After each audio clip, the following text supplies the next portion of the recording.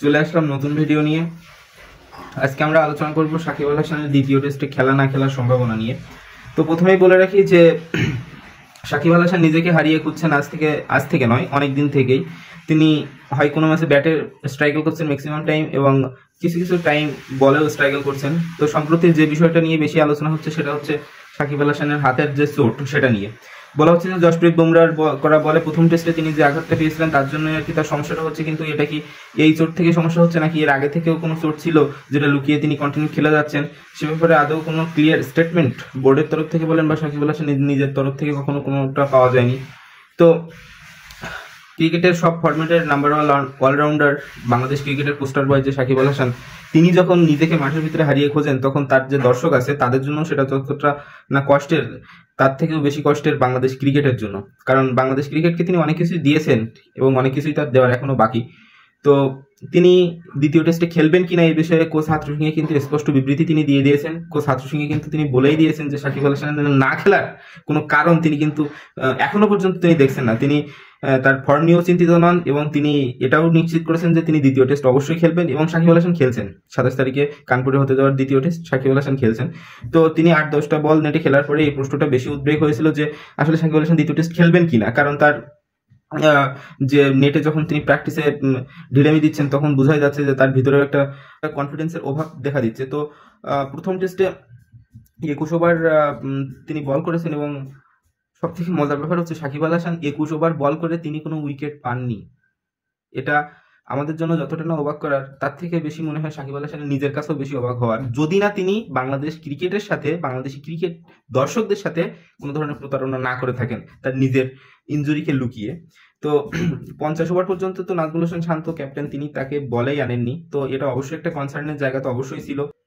Coach বলেছেন যে physio বা অন্য কারোর কাছ থেকে তিনি এরকম কোনো ধরনের কোনো বিবৃতি পাননি যে সাকিব আল হাসানের ইনজুরি নিয়ে কোনো নেগেটিভ ইস্যু, এরকম ধরনের কোনো কিছু তিনি পাননি। তো সেজন্যই তিনি নিশ্চিতভাবে জানিয়েছেন যে দ্বিতীয় টেস্ট সাকিব আল হাসান খেলছেন। ফর্ম নিয়ে তাকে প্রশ্ন করা হলে তিনি স্পষ্ট করে বলেছেন যে ফর্ম নিয়ে সাকিব আল হাসানের বর্তমান ফর্ম নিয়ে তিনি মোটেই চিন্তিত নন, বরং তিনি ওভারঅল বাংলাদেশ দলটাকে নিয়ে চিন্তিত, বাংলাদেশ দলের ফর্মটা নিয়ে চিন্তিত।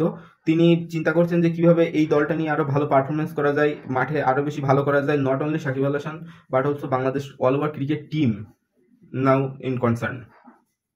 আসলে পাকিস্তানের সাথে টেস্ট সিরিজ জয়ের পরে বাংলাদেশের কনফিডেন্স লেভেলটা এতটা উচ্চ পর্যায়ে চলে গেছিল, যেখান থেকে আজকের ভারতের সাথে 280 রানের যে পরাজয় সেটা অবশ্যই তাদের মনে অবশ্যই ধাক্কা দিয়েছে।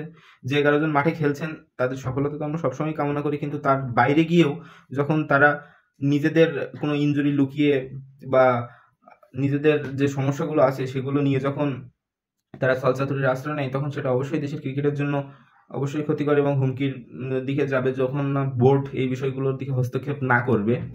তো তার রিসেন্ট ফর্মগুলো যদি আমরা একটু খেয়াল করি তাহলে দেখতে পাবো যে পাকিস্তানের বিপক্ষে 3 ইনিংসে তিনি মাত্র 38 রান করেছিলেন ব্যাটে, এবং ভারতের সাথে প্রথম টেস্টের 32 এবং 25 রানের দুটো ইনিংস খেলেছেন। তো 32 এবং 25 দেখে মনে হচ্ছে না যে খুব একটা কম, কারণ আমরা এটা দেখে অভ্যস্ত যে বাংলাদেশ দলের ব্যাটাররা প্রায়, আপনি যদি কোনো একটা স্কোর কার্ড দেখেন তাহলে হয়তো আপনার এরকম স্কোর কার্ড হয়তো আপনার মনেই পড়বে না যেখানে প্রায় 5 থেকে 8 জন বা 5 থেকে 7 জন প্লেয়ার ডাবল ফিগারে গেছেন। ম্যাক্সিমাম সময় দেখা যায় যে টপ অর্ডার ব্যাটসম্যানদের থেকে বলেন বা মিডল অর্ডার ব্যাটসম্যানদের থেকে বলেন 3-4 জন কিন্তু all time single digit out হচ্ছেনই। তো সেখানে 25 এবং 32 সংখ্যাটা কিন্তু কম বড় নয়। তো 25 এবং 32 সংখ্যাটা দেখে আমাদের যতটা বড় মনে হচ্ছে, আসলে আমাদের বাংলাদেশ ক্রিকেটের কালচারটাই এখন এরকম হয়ে গেছে যে 30, 32, 25, 20 এরকম একটা রান করলেই মনে হয় যেন নেক্সট ম্যাচের জন্য বা নেক্সট ইনিংসের জন্য তিনি সিলেক্টেড। তো এরকম যে চিন্তাভাবনা তাদের মনে, খেলোয়াড়দের মনে বিশেষ করে গেঁথে গেছে। তো তারা যদি সেই বিষয়টা কন্টিনিউ করে তাহলে তারা বড় ইনিংস খেলার প্রবণতা থেকে যেরকম বেরিয়ে যাবে, ঠিক তেমনি তাদের নিজেদের ক্যারিয়ারকেও দীর্ঘ একটা জায়গায় নিয়ে যাওয়ার থেকে কিন্তু তারা পিছিয়ে যাবে।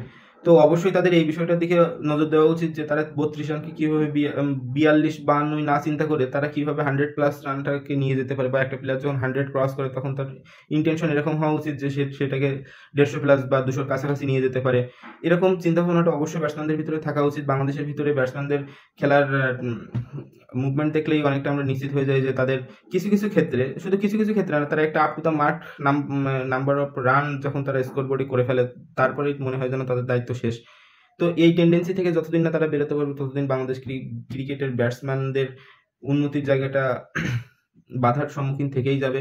এবার যদি আমরা বলি যে টোটাল অল ওভার দল নিয়ে যদি কিছু কথা বলতে যাই, তাহলে আপনাদের অবশ্যই দেখতে হবে যে ক্যাপ্টেন কিন্তু রানে ফিরেছেন। আপনাদের আগের ভিডিওতে যেটা বলছিলাম যে নাজমুল হোসেন শান্তর ব্যাটিং ফর্ম নিয়ে আমরা অবশ্যই চিন্তিত, এবং সেটা অবশ্যই চিন্তার জায়গা। সেই জায়গাটা থেকে কিছুটা হলেও উত্তরণ হয়েছে, নাজমুল হোসেন শান্ত ব্যাটে রান পাচ্ছেন। ইনফর্ম লিটন দাস এবং মিরাজ আবারও ফলাফের দিকে যাচ্ছেন, দেখা যাক দ্বিতীয় টেস্টে কি হয়। ক্রিকেট অনিশ্চয়তার খেলা, সেটা তো ঠিক আছে, কিন্তু আপনি যখন আপনার মূল্যবান উইকেটটি খুব ইজিলি বোলারদের কোনো একটা লুজ বলের সামনে বিলিয়ে দিয়ে আসবেন, তখন সেটা অবশ্যই আপনার ক্যারিয়ারের যেমন হুমকি, তেমনি একটা দলের একটা ম্যাচের ফলাফলের জন্য হুমকি। তো আপনি কোচের এই সিদ্ধান্তকে কেমনভাবে দেখছেন, বা আপনার কি মনে হয় যে সাকিব আল হাসান কোচকে কোনোভাবে প্রভাবিত করছেন, বা সাকিব আল হাসানের দলের উপর কোনো একটা প্রভাব আছে যেটা খাটিয়ে তিনি দলে থেকে যাচ্ছেন? তো সকল মতামত কমেন্টে জানাতে পারেন। ধন্যবাদ সবাইকে, দেখা হচ্ছে পরবর্তী ভিডিওতে।